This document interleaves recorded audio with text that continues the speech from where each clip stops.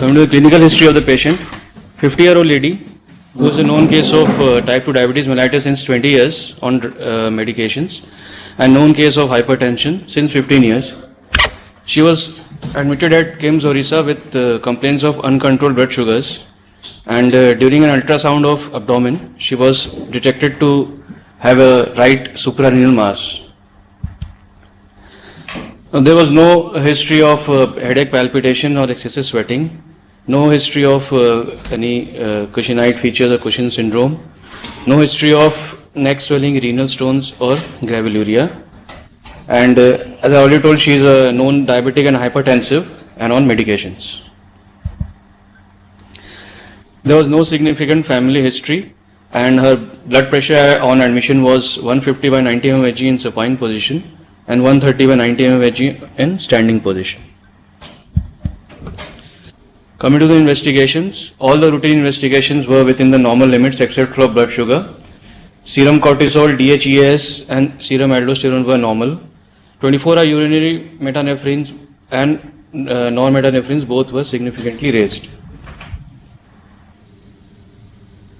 A CCT abdomen was done, which showed a well encapsulated heterogeneous lesion of size 8.8 into 8.4 into 7.3 centimeters with internal areas of necrosis in the right adrenal gland. So based on the 24-hour urinary metanephrines values, history of hypertension and the typical CT pictures, provisional diagnosis of adrenal pheochromocytoma was made. And for pre-operative preparation, optimization of the blood sugar was done and alpha blockade was started. She was started on 1 milligram prazosin HS and gradually increased to 6 milligram per day over the next 6 days, along with intravascular volume expansion, for which she took 15 grams of salt per day and 4 liters of water per day. Now the procedure which was done was right open transperitoneal adrenectomy. Patient in supine position, right subcostal incision done, abdomen open in layers and the abdominal cavity entered. Fascia of Geroda incised, adrenal mass was mobilized. There were multiple parasitic vessels which were ligated and divided. There was a single adrenal vein which was clipped, and the superior, middle and inferior arteries were dissected out and clipped and divided. Finally, the adrenal mass was dissected and mass delivered and homeostasis was secured. The maximum BP during the procedure was 190 by 110 mmHg, while the minimum BP was 80 by 40 mmHg. The operative findings were, there was a large mass arising from the right adrenal, likely the medial limb, with normal adrenal tissue seen at the superolateral aspect of the mass. There were multiple parasitic vessels. Mass had pushed the right kidney downwards, with right hilum facing upwards. IVC was also pushed medially and was a bit compressed. Fat planes with surrounding structures were however preserved with no evidence of any metastasis.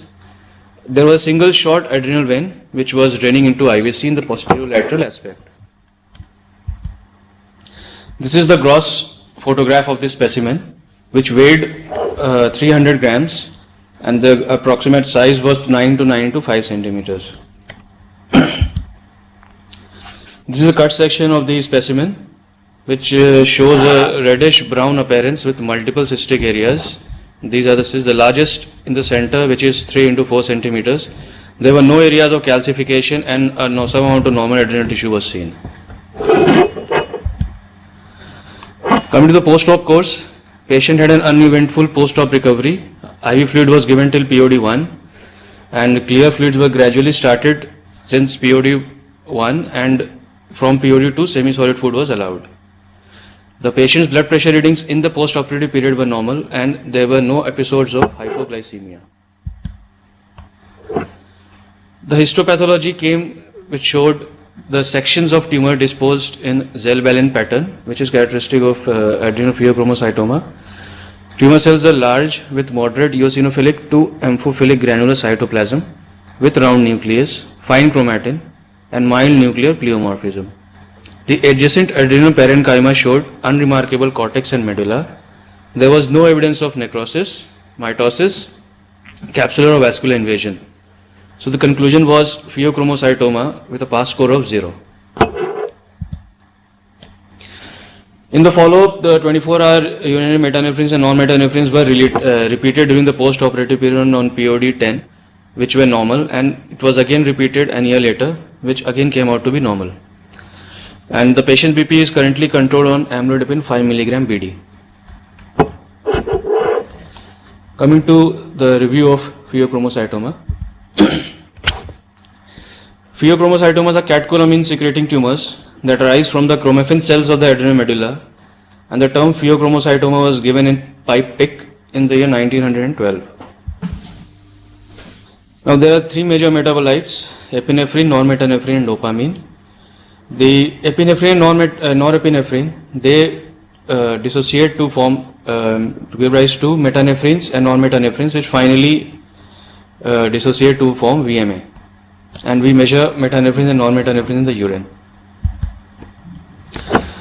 Now, when to clinically suspect that a patient may have pheochromocytoma, if the patient gives a typical history of hyperadrenergic spells, that is self-limited episodes of non-exertional palpitations, diaphoresis, headache, tremor or pallor, if the patient has resistant hypertension despite being on 3 or 4 more drugs, if the patient has a familial syndrome, part of a familial syndrome that predisposes to catecholamine secreting tumors like MEN2, NF1, VHL, if a patient has a family history of pheo, an incidentally discovered adrenal mass, patient with known hypertension or diabetes, patient who has a pressure response during anesthesia, surgery or during any other invasive procedure, if the patient has an onset of hypertension at a very young age, less than 20 years of age, patient has a history of idiopathic dilated cardiomyopathy or a history of GIST tumor with pulmonary chondromas, which is a part of Carney's triad. This is a diagnostic algorithm for pheo. If the clinical suspicion is high, we do a 24-hour urine metanephrine's and non-metanephrine's. If they are normal, then we try to recheck them during the spell or a hyperadrenergic spell. And if they are again normal, then we go for investigate other causes of the spells. While on the other hand, if there are more than 2-fold elevations or significant increase in fractionated plasma metanephrine's, then we go for localization of the adrenal mass by abdominal MRI or CT. If a typical adrenal or para-aortic mass is identified and if they are more than 10 centimeters or we suspect a paraganglioma, we may go for iodine 123 MIBG scan. And if they are negative, then we reassess the diagnosis. Finally, we can consider for genetic testing, and preoperative alpha and beta blockade are done if the diagnosis is confirmed. And finally, we plan for surgical resection. A biochemical diagnosis is based on the basis of plasma-free metanephrine's, which may be used as a screening test, and the absolute value is important. Precautions are, we have to first stop all the interfering drugs, and preferably the patient should have an overnight fast, should lie in supine for at least 20 minutes before sampling, and sample should be taken through a previously inserted IV line. Patient should avoid alcohol, nicotine for at least 12 hours, and the diagnostic cutoffs are metanephrine's less than 0.3 nanomole per liter and non-metanephrine's less than 0.66 nanomole per liter. Now, there are certain medications that may increase the level of catecholamines and metanephrine's, like tricyclic antidepressants, amphetamines, antipsychotics such as buspirone, reserpine, prochlorperazine, and ethanol. Now, we also use 24-hour urinary metanephrine, which is used in our center for diagnosis. We don't use plasma metanephrine's. The sensitivity and specificity of 24-hour urinary fractionated metanephrine's are 98%, while for plasma fractionated metanephrine the sensitivity is 96 to 100%, while it has a low specificity as compared to 24-hour urinary metanephrine's. So the plasma metanephrine has a high negative predictive value. It is better in children, and it is better for dopamine secreting tumors.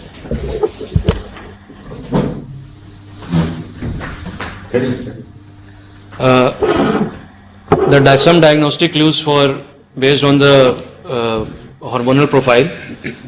If the metabolites, urinary norepinephrine, norepinephrine values are significantly higher, then we suspect a large pheochromocytoma.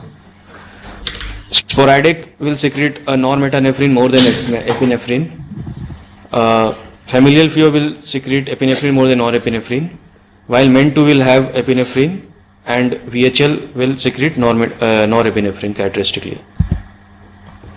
Localization is done most commonly by CT scan or MRI, which has a sensitivity of more than 95%.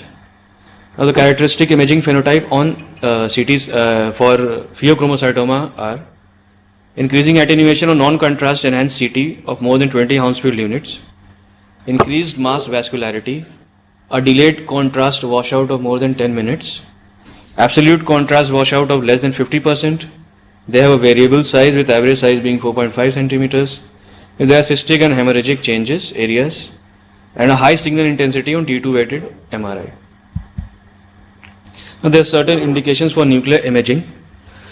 Like if we have a negative abdominal imaging, if pheo size more than 10 centimeter and we suspect metastasis, and also if we find if it is found to have a paraganglioma. Now both iodine 131 and 123 is used, while iodine 123 is considered superior to iodine 131. MIBG is injected and scan is done at 24, 48 and 72 hours. The precaution we should take is Lugol's iodine 2 drops TIDS for 9 days should be given from 2 days prior to the scan until 7 days after to block the thyroid. So there are certain drugs which may cause a false negative scan, and these medications must be withheld 4 to 6 weeks prior to the scan. Apart from iodine 131 and 123, indium 111 and PET scan can also be done. Now coming to the management, prior to 1951, the mortality for excision of pheochromocytoma was nearly 24 to 50%, owing to hypertensive crisis, arrhythmias, MI, stroke, or hypotensive shock. While after the beginning of the preoperative preparation alpha blockade and new anesthetic techniques, it has decreased to 0 to 2.7%. Now, there are certain pre-op preparation regimens, and no randomized clinical trials have been used to compare the various regimens. Most commonly used is a combined alpha and beta blockade by phenoxybenzamine, selective alpha and blockers such as prazosin and propranolol. We should start at least 10 to 14 days prior to the surgery for pre-op preparation to allow sufficient time for extracellular fluid volume re-expansion. Now, drug of choice in Western literature is phenoxybenzamine, which binds covalently to the alpha receptors. We have to increase the dose until BP is controlled and there are no more paroxysms. Maintenance dose is 40 to 80 milligram per day, and salt loading should be done at around 600 milligram OD or to TID as tolerated and required. Selective alpha 1 blockers such as prazosin, terazosin, doxazosin may be used. Most commonly prazosin is used. Less orthostasis and reflex tachycardia than phenoxybenzamine. If BP is still not controlled despite addition of alpha and beta blockade, then we may add prazosin to phenoxybenzamine. We may add calcium channel blockers, ACE inhibitors, and we should avoid diuretics as already. Now, how to assess the adequacy of alpha blockade? This Roizen's criteria is used, which was given by Roizen et al. In 1982. It has 4 components. Number 1 is no in-hospital blood pressure of more than 160 by 90 mm of Hg for 24 hours prior to the surgery. No orthostatic hypotension with BP of less than 80 by 45 mm Hg. No ST or T wave changes in ECG for at least 1 week prior to surgery. And no more than 5 premature ventricular contractions per minute in ECG. Now, for treatment of hypertensive crisis, iofentolamine and nitroprusside or nicardipine can be used. We should, as far as anesthesia is concerned, we should avoid fentanyl, ketamine, morphine. Preferred induction is propofol or etomidate, and follow-up of the patients. Most cases can stop all blood pressure medications in the post-op periods. The percentage of people who become free of hypertension for over 5 years is 74% and over 10 years is 45%.